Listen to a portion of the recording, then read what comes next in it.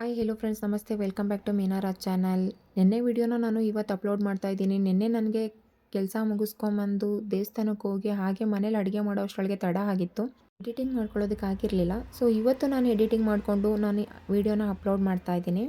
ಹಾಗೆ ನಾನು ನಿನ್ನೆ ಟಿಫನ್ ಮಾಡಿ ಮಕ್ಕಳನ್ನೆಲ್ಲ ಸ್ಕೂಲಿಗೆ ಕಳಿಸಿ ನಾನು ರೆಡಿ ಆಗೋಷ್ಟೊತ್ತಿಗೆ 10:30 ಆಯಿತು. ಸಂಜೆ ನಾನು ಬಂದು ಪೂಜೆ ಮಾಡೋಣ ಅಂತ ಬೆಳಗ್ಗೆನೇ ನಾನು ನೈಲ್ ಆರ್ಟ್ ವರ್ಕ್ಗೆ ಹೊರಟೆ. ಕಸ್ಟಮರ್ 11:30ಗೆ ಬರೋದಕ್ಕೆ ಹೇಳಿದರು.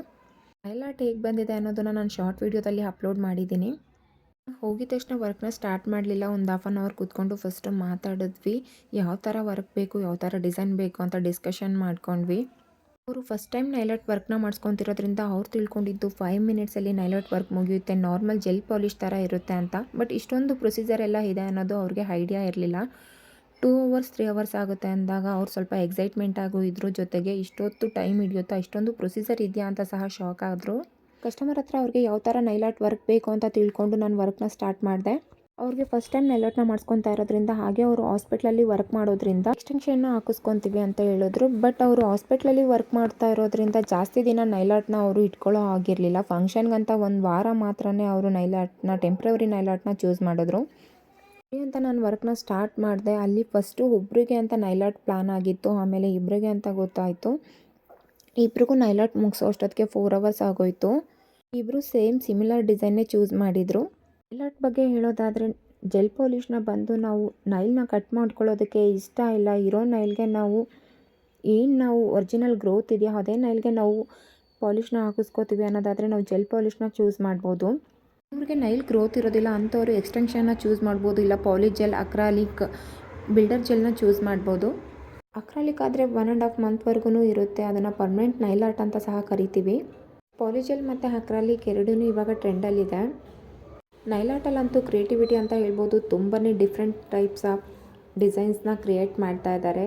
ಸೊ ಅದು ಅವ್ರ ಟ್ಯಾಲೆಂಟ್ ಅಂತಲೇ ಹೇಳ್ಬೋದು. ಡಿಪೆಂಡ್ಸ್ ಕಸ್ಟಮರ್ ಯಾವ್ಯಾವ ಥರ ಎಲ್ಲ ನೋಡಿ ಕೇಳ್ತಾರೋ ಆ ಥರ ಎಲ್ಲ ನಾವು ನೈಲ್ ಆರ್ಟ್ ಡಿಸೈನ್ಸ್ನ ಮಾಡ್ತೀವಿ. ನಮ್ಮ ಕಸ್ಟಮರ್ ಬಂದು simple design and simple nude ಕಲರ್ಸ್ನ ತೊಗೊಂಡಿದ್ರು. ಅವ್ರು ಫೇರ್ ಆಗಿರೋದ್ರಿಂದ ಅವ್ರ ಕೈಗೆ ಎಲ್ಲ ಥರ ಡಿಸೈನ್ಸು ತುಂಬಾ ಚೆನ್ನಾಗಿ ಕಾಣುತ್ತೆ ಅಂತ ಹೇಳ್ಬೋದು. ಬಟ್ ನಾನು ಮಾಡಿರೋ ವರ್ಕು ಸಹ ತುಂಬ ಚೆನ್ನಾಗೇ ಕಾಣ್ತಾ ಇತ್ತು. ಫೈನಲಿ ಅವ್ರಿಗೆ ತುಂಬಾ ಖುಷಿ ಆಯಿತು ವರ್ಕ್ನ ನೋಡಿ. UV ಲ್ಯಾಂಪಲ್ಲಿ 60 ಸೆಕೆಂಡ್ಸ್ ಕೈನ ಅವರು ಇಡುವಾಗ ಅವ್ರಿಗೆ ತುಂಬಾ ಖುಷಿ ಆಗ್ತಿತ್ತು. ಆ ಸೆನ್ಸರ್ ವರ್ಕ್ ಆಗೋದನ್ನು ನೋಡಿ ಅವರು ಅದ್ರ ಬಗ್ಗೆನೇ ಮಾತಾಡ್ತಾಯಿದ್ರು. ಜೆಲ್ ಪಾಲಿಷ್ ಎಲ್ಲ ಅಪ್ಲೈ ಮಾಡಾದಮೇಲೆ ಸ್ವಲ್ಪ ಆರ್ಟ್ ಅಂದರೆ ಏನು ಡಿಸೈನ್ಸ್ನ ಫ್ಲವರ್ ಆಗಿರ್ಬೋದು, ಆರ್ಟ್ ಆಗಿರ್ಬೋದು, ಡಿಸೈನ್ಸ್ನ ಮಾಡಿ ಫೈನಲಿ ಇಬ್ರಿಗೂ ನೈಲ್ ಆರ್ಟ್ ವರ್ಕ್ ಕಂಪ್ಲೀಟ್ ಆಯಿತು. ಕಂಪ್ಲೀಟ್ ಆದಮೇಲೆ ಕಸ್ಟಮರ್ ಬಂತು.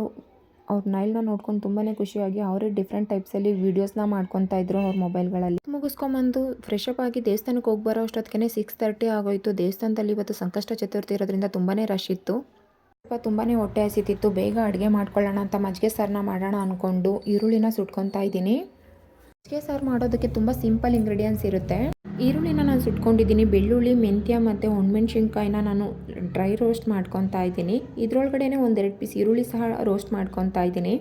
ಸ್ವಲ್ಪ ಕೊತ್ತಂಬರಿನ ಹಾಕ್ಕೊಂಡು ಪೂರ್ತಿ ನುಣ್ಣಗಾಗೋವರೆಗೂ ಸಾಂಬಾರು ಪುಡಿ ಎಲ್ಲ ಹಾಕ್ಕೊಂಡು ರುಬ್ಕೊತಾ ಇದ್ದೀನಿ. ಹಾಗೆ ಜೊತೆಗೆ ನಾನು ಬೇಗ ಆಗಲಿ ಅನ್ನೋ ಕಾರಣಕ್ಕೆ ಒಂದು ಕಡೆ ಮುದ್ದೆಗೂ ಸಹ ಇಟ್ಕೊಂಡೆ, ಇನ್ನೊಂದು ಕಡೆ ಅನ್ನಕ್ಕೂ ಸಹ ಇಟ್ಕೊಂಡೆ.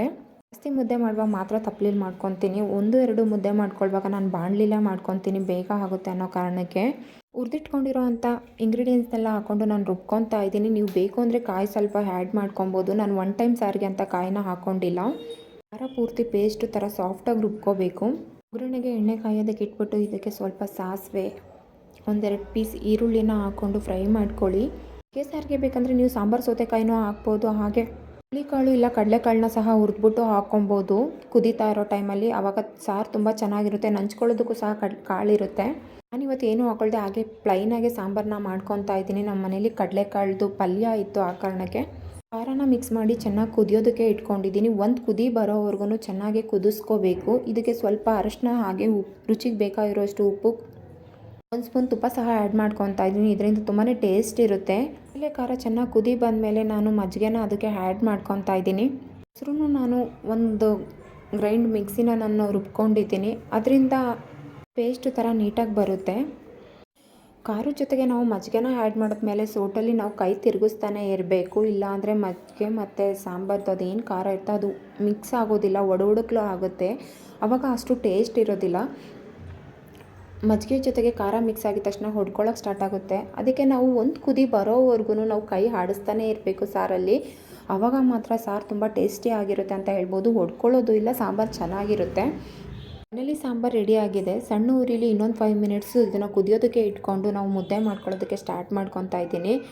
ಇದನ್ನು ನಾನು ಬಾಣಲಿಲೇ ಚೆನ್ನಾಗಿ ತಿರುವಿರೋದ್ರಿಂದ ನಾನು ಮತ್ತೆ ಕೈಯಲ್ಲಿ ಏನೂ ಇದು ಮಾಡ್ಕೊಳ್ಳೋದಿಲ್ಲ. ನೋಡಿ ಎಷ್ಟು ಚೆನ್ನಾಗಿ ಮುದ್ದೆ ಆಗಿದೆ ಅಂತ. ಇದೇ ಸಾರು ಜೊತೆಗೆ ಮುದ್ದೆ ಮಾಡಿಕೊಂಡು ಇದ್ರ ಜೊತೆಗೆ ಹುರುಳಿಕಾಳು ಹಪ್ಳನ ತಿನ್ನೋದ್ರಿಂದ ತುಂಬಾ ಟೇಸ್ಟ್ ಇರುತ್ತೆ. ವರ್ಷಕ್ಕೊಂದ್ಸತಿ ಸಮ್ಮರ್ ಟೈಮಲ್ಲಿ ಹುರುಳಿಕಾಳು ಹಪ್ಳನ ಮಾಡಿ ರೆಡಿ ಮಾಡಿ ಇಟ್ಟಿರ್ತಾರೆ. ನಾನಿವಾಗ ಹಪ್ಳನ ತೇಲ್ಸ್ಕೊಳ್ಳೋದಕ್ಕೆ ಟೈಮ್ ಇಲ್ದಿರೋ ಕಾರಣಕ್ಕೆ ನಾನು ಒಂದು ಹಪ್ಳ ನನಗೆ ಮಾತ್ರ ಸುಟ್ಕೊತಾ ಇದ್ದೀನಿ. ಹಸ್ಬೆಂಡ್ ಹಪ್ಳನ ಜಾಸ್ತಿ ತಿನ್ನೋದಿಲ್ಲ. ಹಾಗೆ ನಂಚ್ಕೊಳ್ಳೋದಕ್ಕೆ ಕಡಲೆಕಾಳು ಉಸ್ಲಿ ಇರೋದ್ರಿಂದ ನಾನು ಒಬ್ಳಿಗೆ ಮಾತ್ರನೇ ಹಪ್ಳ ಸುಟ್ಕೊತಾ ಇದ್ದೀನಿ. ಊರುಗಳ ಕಡೆ ಆದರೆ ಕೆಂಡದಲ್ಲಿ ಸುಡ್ತಾರೆ.